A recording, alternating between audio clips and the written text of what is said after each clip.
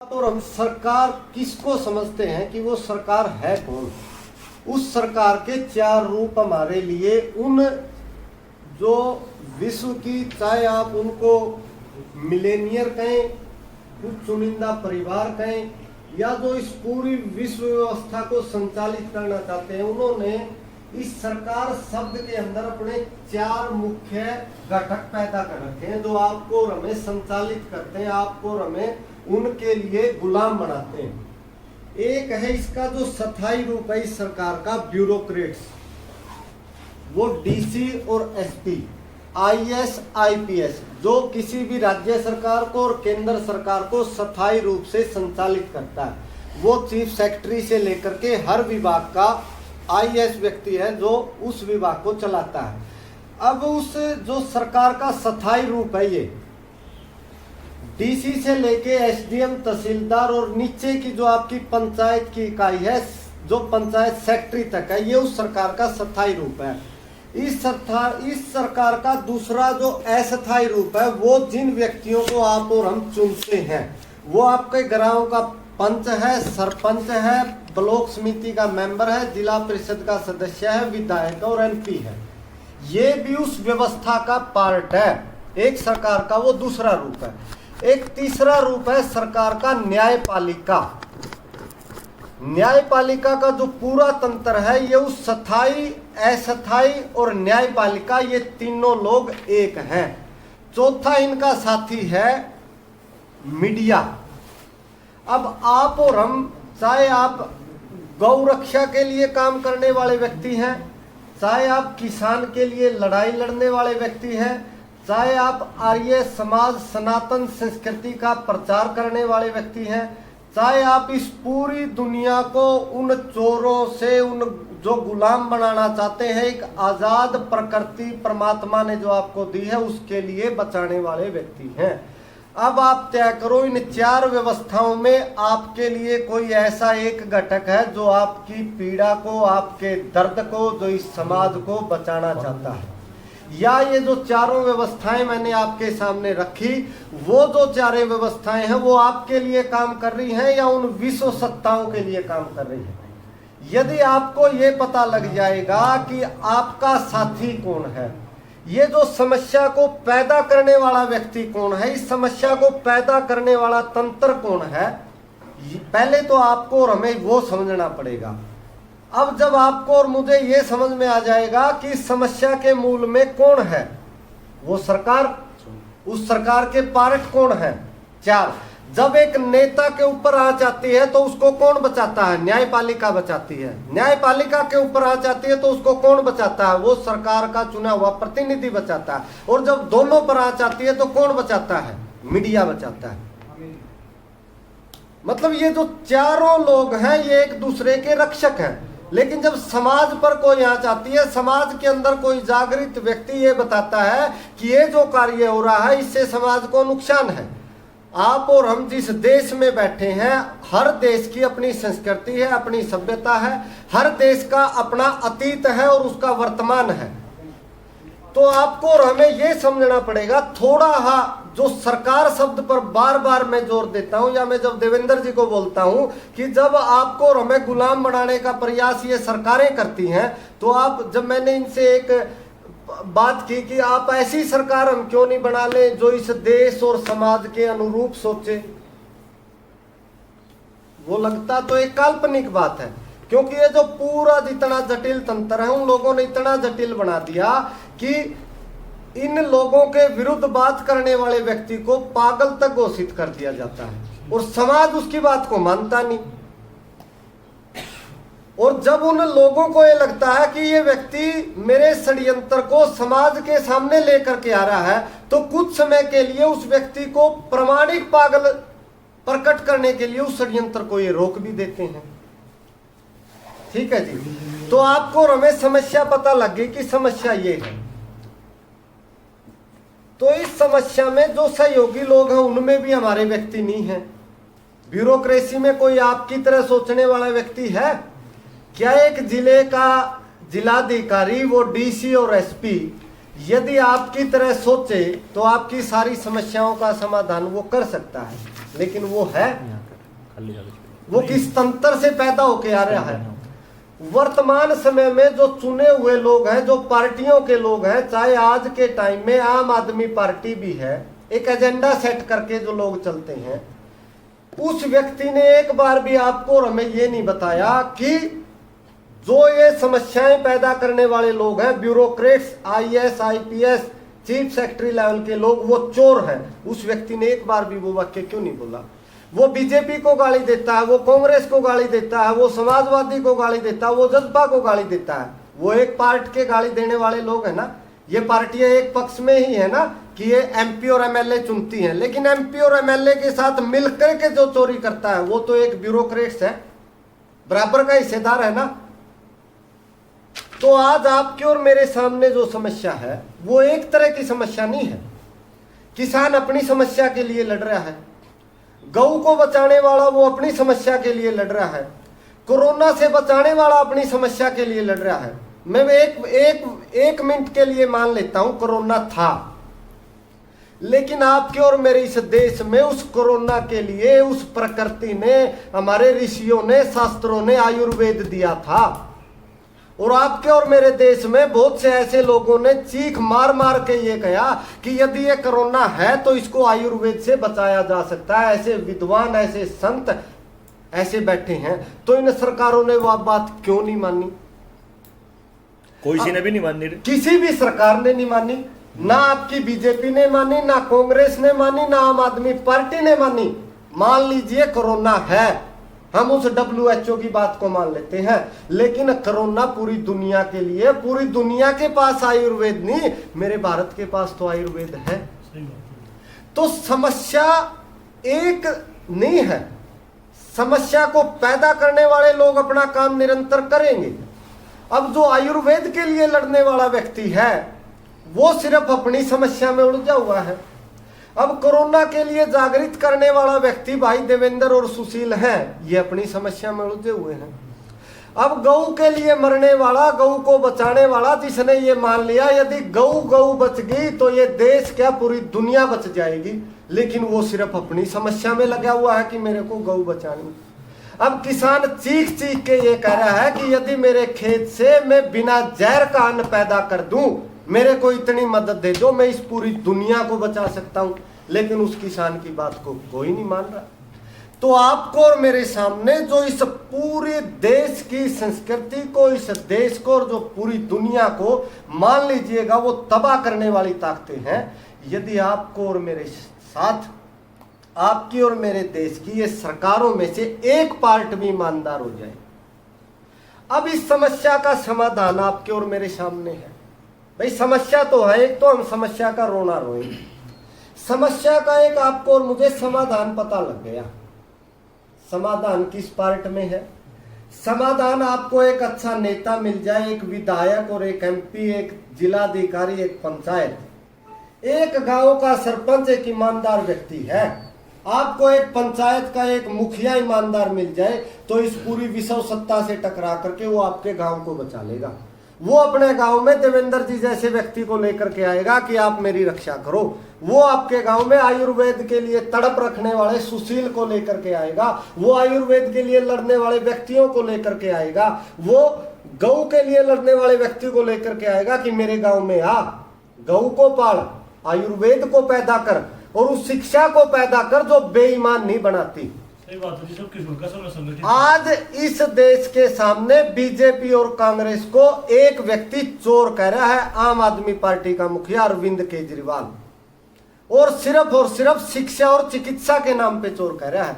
लेकिन वो किस शिक्षा की में, और उस बिल्डिंग को शीशों में लगा करके, उन बेंचों को बैठा करके उस विद्यालय के अंदर मैं क्या पढ़ाऊंगा वो ये नहीं बता रहा।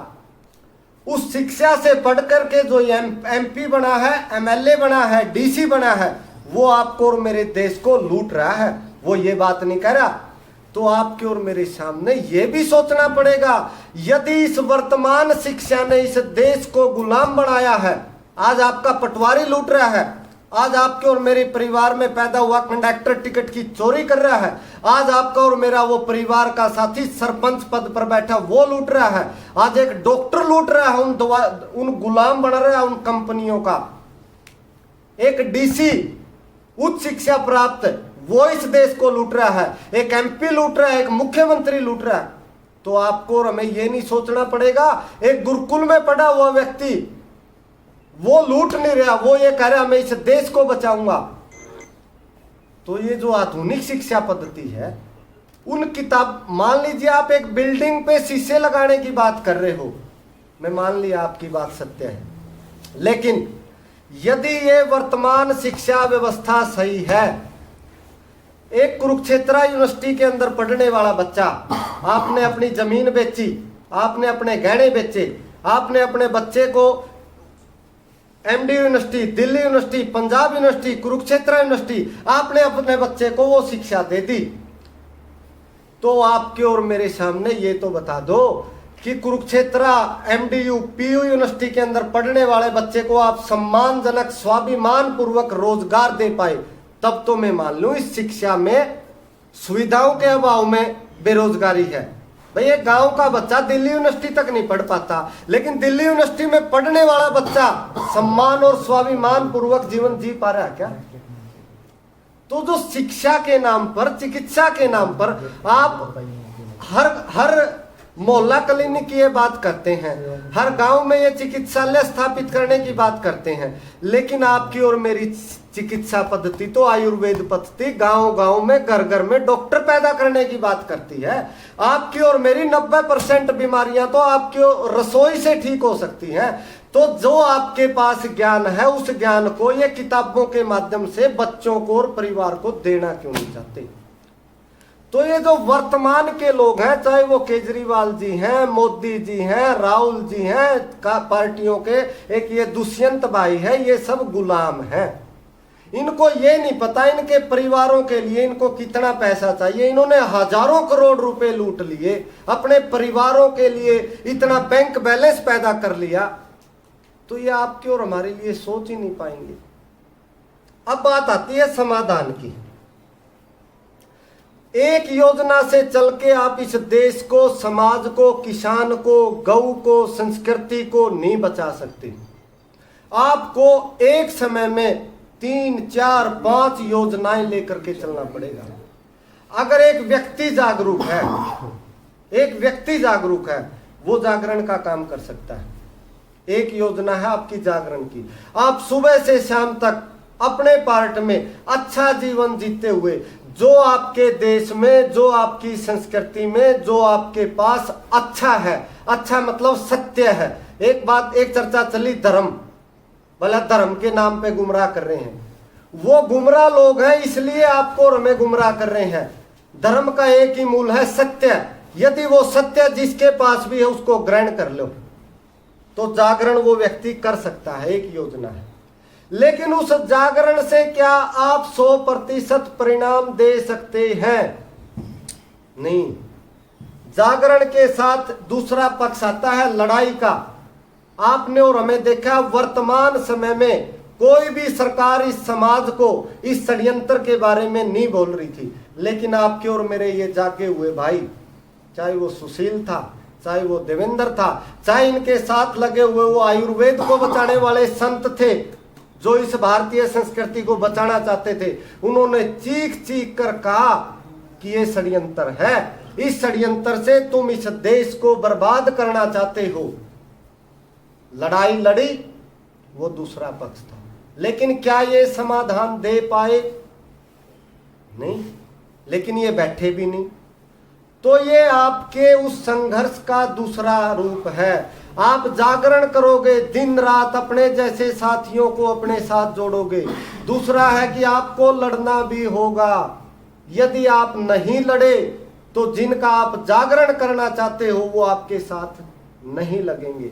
भगत सिंह चाहते तो और अपने जीवन को जी सकते थे, लेकिन उस भगत सिंह ने ये पता महसूस कर लिया था कि यदि मैंने अपना बलिदान नहीं दिया तो इस देश के लिए वो लाखों युवा आगे नहीं आएंगे। इसलिए जो आजादी आपके और मेरे इस मातृभूमि को मिल सकती थी, वो शायद सैकड़ों वर्ष और लग जाते। तो वो आपकी और मेरी लड़ाई का दूसरा रूप है, लड़ना भी पड़ेगा। एक तीसरा जो इसके अंदर आप और हम कर सकते हैं, जो जागृत अवस्था में है जिसको पीड़ा है, जो खेती और किसानी को बचाना चाहता है और उसको पता लग गया है कि मैं जहर डाल डाल करके ना अपने परिवार को बचा सकता, ना अपने देश को बचा सकता, ना अपने किसान को बचा सकता, मैं जैविक और ऑर्गेनिक जहर मुक्त खेती करके अपनी परिवार, देश, समाज को बचा सकता हूं। आपका और मेरा वो साथी है, उसको आपको और हमें ये बताना पड़ेगा कि आप इस जनता सरकार मोर्चा के साथ आओ, आप और हम मिल करके समाधान दे सकते हैं। जो साथी इस गौ के लिए तड़प रहा है, जो ये सोच रहा है कि ये गौ बचेगी देश बचेगा, गौ नहीं बची तो ये देश नहीं बचेगा, आपको और हमें उसको ये बताना पड़ेगा। अकेले अकेले आप और हम इस लड़ाई को नहीं जीत सकते। आप इस मोर्चा के अंदर आइए, आप, हम और आप इस मूल में लेकर के जो चले हैं, इस देश और संस्कृति को लेकर के चले हैं।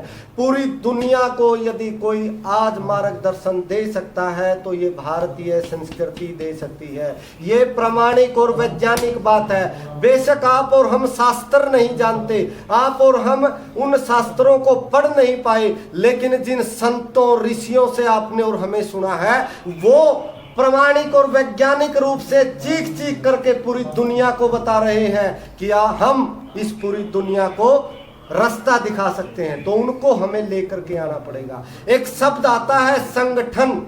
संगठन, साथ मिलकर के जब तक इस पूरी दुनिया को बचाने वाले लोग नहीं चलेंगे तो हम समाधान नहीं दे पाएंगे।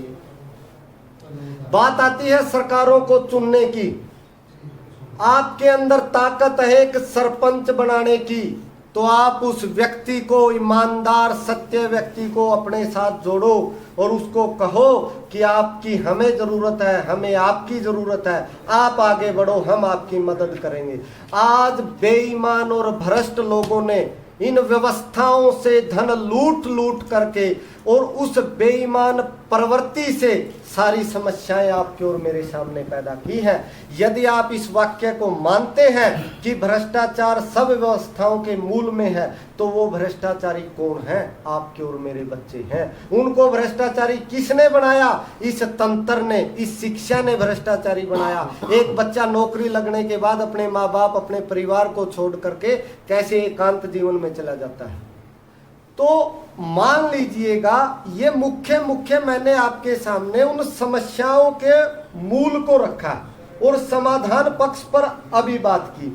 तो वर्तमान में चलते हुए आप सरकार नहीं है।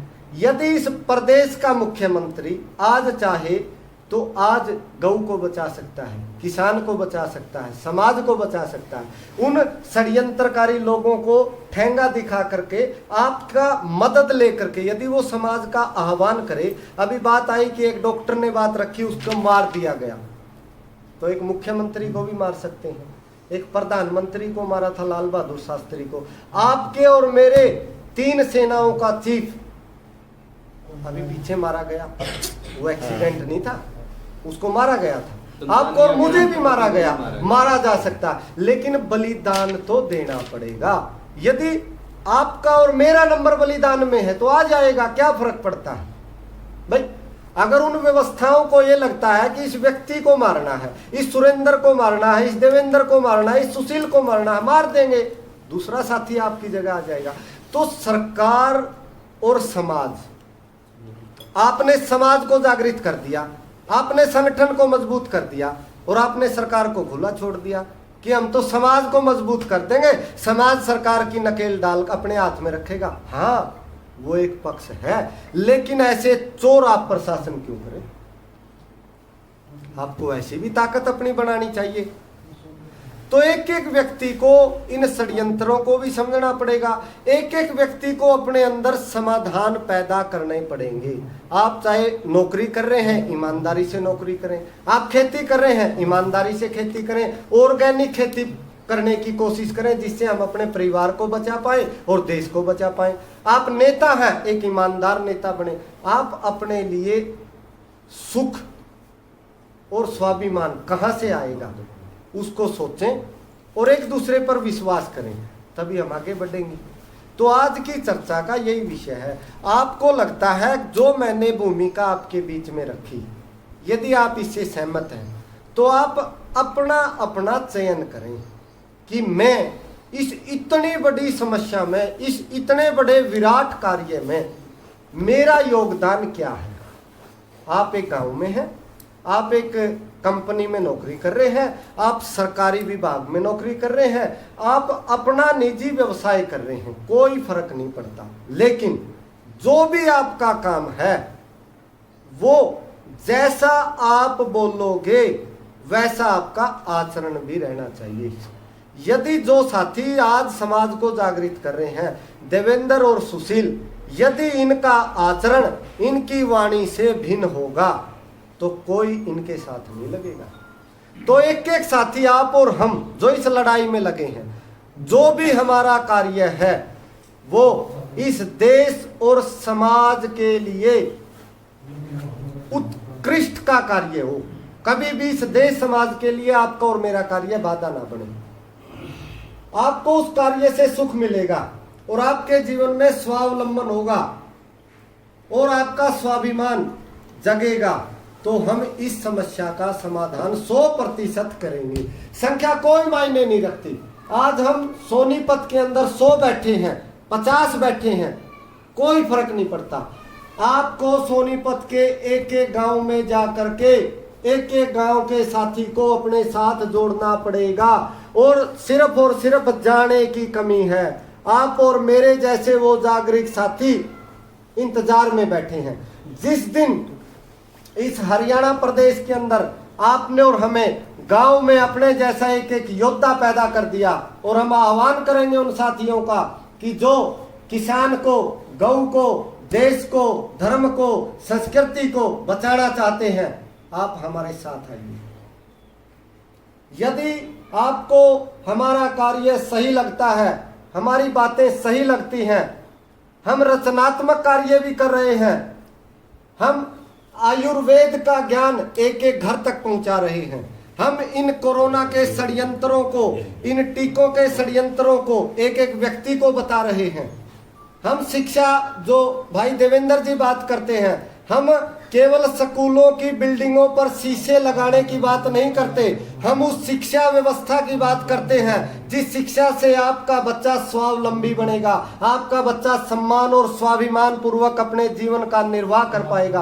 हम उस विजन के साथ चले हैं, इसलिए एक एक साथी के साथ जाकर के हमें समय देना पड़ेगा। आप अपने निजी कार्य से 1 घंटा, 2 घंटा, 4 घंटा, जो भी साथी आप हमारे साथ कार्य करना चाहते हैं वो इस जनता सरकार मोर्चा का सहयोग करें, इस जनता सरकार मोर्चा के साथ जुड़ें। ये किसी एक व्यक्ति का संगठन नहीं है। जनता सरकार मोर्चा चाहे आयुर्वेद के लिए काम करने वाले लोग हैं, चाहे ऑर्गेनिक खेती करने वाले लोग हैं, चाहे प्राकृतिक चिकित्सा काम करने वाले लोग हैं, चाहे उस शिक्षा में स्वावलंबन की बात करने वाले लोग हैं जो भारतीय शिक्षा पद्धति थी, ऐसे ऐसे लोगों का ये मोर्चा है। हम उन संतों से आशीर्वाद लेंगे, हम उन हर उस विद्वान से आशीर्वाद लेंगे जो इस भारत को, जो राजीव दीक्षित जी एक वाक्य बोलते थे कि मैं भारत को भारतीयता के आधार पर खड़ा करना चाहता हूं। तो यदि किसी को लगता है कि भारत के पास अच्छा था और वर्तमान में उस अच्छे से ये भारत पुनः चल सकता है, तो ऐसे उन लोगों का हम आह्वान करते हैं कि आप साथ आओ, हम मिल करके पुनः उस अतीत की लड़ाई को वर्तमान में लड़ रहे हैं, पूर्ण प्रामाणिकता से लड़ रहे हैं। जिस साथी के पास धन है वो हमें धन दो, जिसके पास तन है वो हमें समय दो, और जिसके पास न धन है न तन है वो हमें अपनी भावनाएं दे दो। कि ये साथी अच्छा कार्य कर रहे हैं तो 3 ही चीज़ों की, 3 ही आहुतियों की आवश्यकता है। तो आपने इस बैठक में इस भूमिका को सुना, अभी आप इस समाधान में आपकी क्या भूमिका रहेगी उस पर हम चर्चा करेंगे। ये सीडी वाला स्क्रीन वाला प्रोग्राम पड़ा, या फिर भाई तो ये कटाई का टाइम आ गया, आपने पता आदमी इकट्ठे नहीं होंगे, उसके बाद तो अपना प्रोग्राम दे, मैं अपने आसपास के 10-5 काम हम करवाऊंगा। बड़वाशनी मेरा गांव है, बबला मेरा नाम है, और सोनीपत का तकरीबन आदमियों ने जानता ही पाओगा, ये भी नहीं। देखो लोगों में जागृति तो लेनी पड़ेगी। एक तो बैठे बैठे वीडियो बनाते रहो कहते रहो हर एक आदमी वीडियो थोड़ा देखता है। सही बात सही। गांव में या तो स्क्रीन सिस्टम हो गया, मतलब बहुत दिन पहले हुई थी मेरी। हाँ घने दिन पहले, ये तो बहुत दिन पहले। इससे भी पहले हुई थी, ये तो जो इवेंट हो गया था ना, इससे भी बहुत पहले थी चर्चा। हमने बाद में मेरा लगा टिक लवाए के सामने वीडियो और हमने टीके लगवाए कोई नहीं, इसके कई पद से मतलब एक वैक्सीन भी लगवा रखी। बात ये आती है हरेक आदमी वीडियो देख पाता था।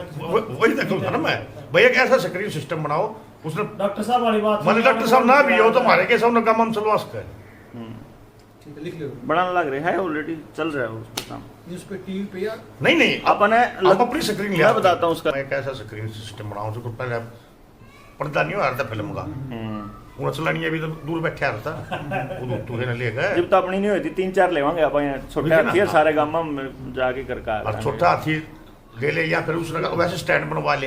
हाँ एक तो सबका परिचय करवाता तो हाँ सारे जने एक बार। हाँ भाई जिसकी साहब जो पृष्ठभूमि है ना, जैसे भाई साहब गाँव होता है, आपके गाँव होता है, अभी जो आप न्यू दिखा ये बात सच्चाई कह रहा है, तो एक परिवार चाहे 1 एकड़ में शुरू कर लो, हाँ सारा खेती ना करके, तो वैसे हाँ 10 किला में तो 1 किला तो एक्सपेरिमेंट के तौर पे करे कर सके, सके। क्योंकि लोग न्यू कम है कोई ना, लोग न्यू कम है भाई। जो ऑर्गेनिक खेती शुरुआत करोगे ना, तो ऑर्गेनिक खेती में आपको 3 साल लगते हैं, उसको दोबारा से फसल ने ठीक से आने में, पैदावार नहीं होती। लेकिन सुनील के हिसाब से अगर आप अपनी ऑर्गेनिक शुरू करते हो नेचुरल फार्मिंग, तो आपकी पहले साल में बराबर पैदावार आओगी, बढ़िया है। तो आपकी एक तो जहर मुक्त होगी खेती, और आपकी पैदावार जो है वह पैदावार भी नहीं टूटती, तो उसमें नुकसान तो किसी का भी को नहीं ना। अच्छा आपने आमन्यू नहीं कह रहे अपनी सारी जमीन उसमें काम करो, आप अपनी सहमति से जो आपके 10 किले हैं उनमें तो 1 किला ऑर्गेनिक के लिए चालू कर लो। अगर आपको लगता है कि ये प्रोसीजर ठीक था तो 10 के 10 ना अगले साल तो चालू कर दो, तो आप अपना बीज भी बचा जाएंगे, है ना। और आप बीमारी मुक्त, अगली पीढ़ी ने बीमारी मुक्त करी तो तुम अपना पिछले 30 साल तक जहर खान लाग रहे हैं, तो अगली पीढ़ी ने जो है आप बीमारी मुक्त कर देंगे आने वाले 10 साल में, 10 फिर उसका खेती का प्रोसेसर है सुनील भाई बता। सुनील शर्मा। सुनील भाई बता। हाँ वो करेंगे ये तो आपस में ये परिचय करवा देंगे। सारे हाँ परिचय से स्टार्ट करेंगे, आप बबले भाई से स्टार्ट फिर करेंगे। जाना है जो सर ना वो हाँ चलो जी करो शुरू, परिचय से स्टार्ट करो। आपका कौन सा गांव है, आपका क्या नाम मेरा है? नाम भाई बबला बड़वासनी गाँव है, ब्लॉक समिति मेंबर रह रहा हूँ मैं, ठीक है। और किसाना की सेवा में भी है, जिला प्रधान हूँ किसाना का भी, टकैत यूनियन से।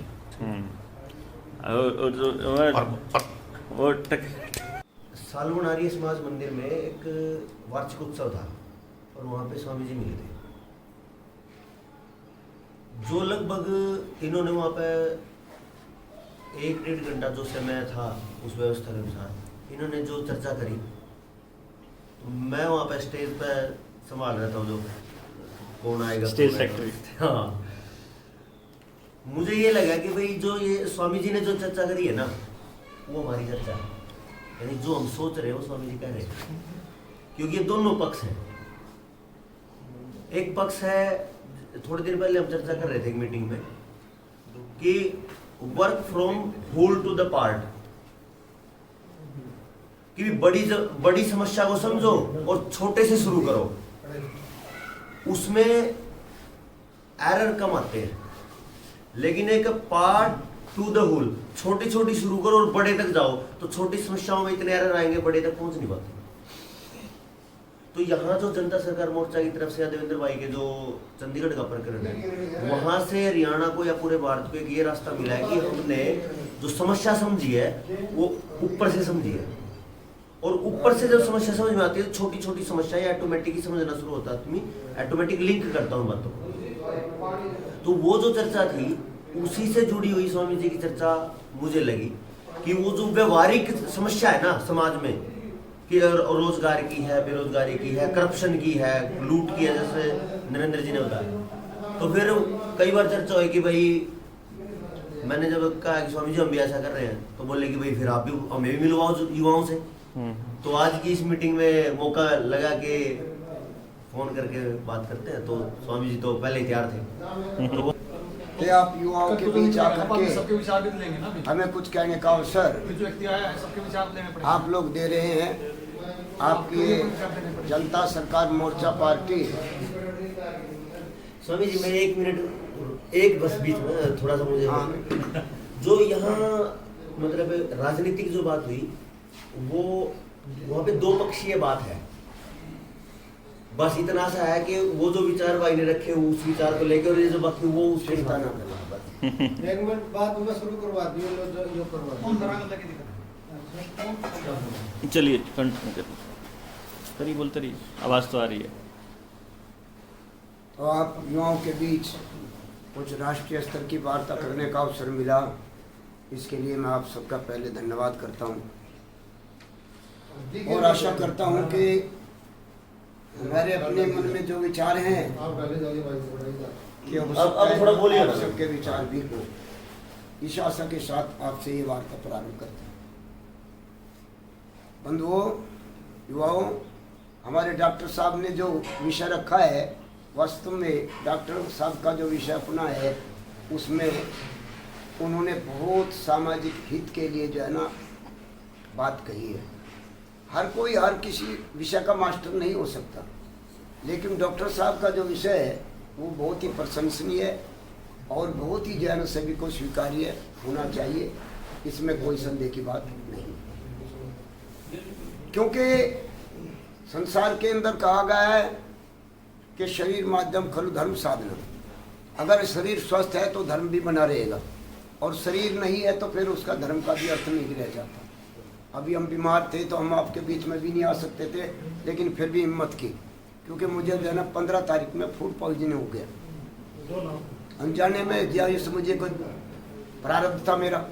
खैर, तो अभी आप लोगों ने जो राष्ट्रीय स्तर की जो चर्चा शुरू की है मुझे बहुत अच्छा लगा, क्योंकि आज युवा शक्ति संगठित होकर के राष्ट्र के बारे में सोचती है तो निसंदेह एक बहुत जो है ना खुशी का विषय है, प्रसन्नता की बात है। लेकिन मैं अपने युवाओं से कहना चाहता हूं कि आप लोग आज वर्तमान की शिक्षा के बहुत ही सुंदर शिक्षक भी हैं और अपने आप में जो है ना एक सुंदर छात्र भी हैं। लेकिन इसके साथ साथ आपसे ये कहना चाहूँगा कि हमारी ये जो पीढ़ी का जो फासला है ये कुछ बढ़ता जा रहा है, और इससे हानि क्या हुई है ये आप स्वयं अपनी वार्ता में कह चुके हैं। जिस संस्कृति की बात आप कर रहे हैं वो संस्कृति हमारे युवा जो है ना उसको नहीं जानते हैं। इसका कारण यही है कि हमारा अपनों से संबंध, अपने वृद्धों से संबंध क्यों साहब टूट गया। अगर हमने अपने बड़ों की बात सुनी होती तो 70 साल का अनुभव 10 मिनट में आपको प्राप्त हो सकता था, लेकिन ये फासला जो है ना निरंतर बढ़ता जा रहा है। और इसका जिम्मेदार कौन है? तो इस बात की खोज भी आप लोग कर रहे हैं, मैं भी उस बात में सहमत हूँ आपकी बात से, क्योंकि संसार के अंदर सुधार की अभी मेरे मित्र जो है ना वो जो कह रहे थे भाई वे 4 प्रकार से जो है ना इसकी जिम्मेदारी को समझा रहे थे आप लोगों के बीच में। इसमें कोई संदेह की बात नहीं, सब मिल करके जो है ना एक जो है ना बहुत बड़ा रैकेट बना हुआ है। कितने प्रतिशत लोगों का है ये कुल मात्र?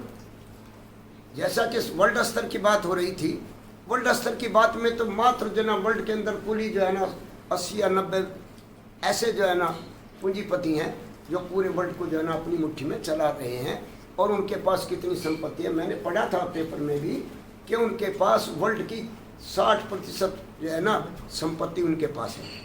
वो जब चाहे किसी सरकार को बदल दें और जब चाहे किसी नेता को बदल दें। पैड मीडिया के अंदर जो है ना भारत जो है ना घुला हुआ है, क्योंकि जो है ना वाजपेयी ने और मनमोहन जी ने जो हमारी मीडिया के अंदर, क्योंकि देश के संचालन में 4 पाए मुख हैं, राज्यसभा, लोकसभा, न्यायपालिका और मीडिया। और मीडिया में जब से विदेश का जो है ना हाथ हुआ है तब से जो है ना उन पूंजीपतियों को जो है ना खुला निमंत्रण मिल गया है इस देश को अपने अनुकूल चलाने का। ये आप लोग जो बात कह रहे थे उसी से संबंधित बात मैंने कही, इसमें कोई संदेह की बात नहीं है। अब प्रसंग आता है, मैं अधिक बात न कहते हुए इसको विषय की तरफ ही लेकर चलना चाहता हूँ कि जैसा मैंने कहा था, शायद हो सके आपको वो बात मेरी थोड़ी जो है ना